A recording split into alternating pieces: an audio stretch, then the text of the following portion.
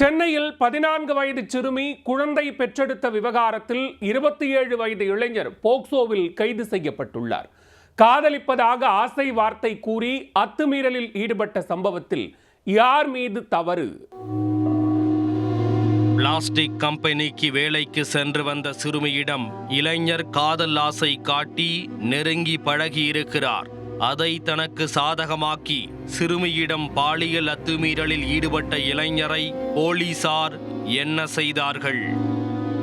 சென்னை கொடுங்கையூரைச் சேர்ந்த 14 வயது சிறுமி மணலியில் பாட்டி வீட்டில் தங்கி பிளாஸ்டிக் கம்பெனியில் வேலை பார்த்து வந்தார்.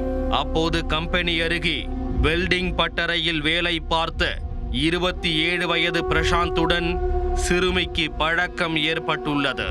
நாளடைவில் இருவருக்கும் இடையே அது காதலாக மாறி ஓராண்டாக அது நீடிக்க ஆசை வார்த்தை கூறி சிறுமியை பிரசாந்த் பாலியல் வன்கொடுமை செய்துள்ளார்.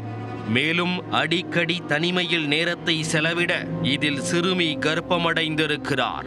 சிறுமிக்கு கடந்த ஜனவரி 12ஆம் தேதி தனியார் மருத்துவமனையில் பெண் குழந்தை பிறந்துள்ளது. மருத்துவமனையின் தகவல் படி எண்ணூர் மகளிர் காவல் நிலைய போலீசார் வழக்கு பதிவு செய்து விசாரணையை தொடங்கினர். அதே பகுதியில் தலைமறைவாக இருந்த பிரசாந்தை கைது செய்து காவல் நிலையம் அழைத்து சென்று விசாரித்துள்ளனர். அதில் சிறுமிக்கு நேர்ந்த அநீதி வெட்ட வெளிச்சமானது.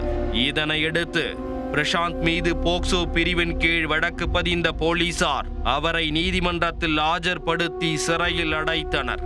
14 வயது சிறுமிக்கு தனியார் மருத்துவமனையில் சிகிச்சை அளித்தது தொடர்பாகவும் போலீசார் விசாரணை மேற்கொண்டு வருகின்றனர்.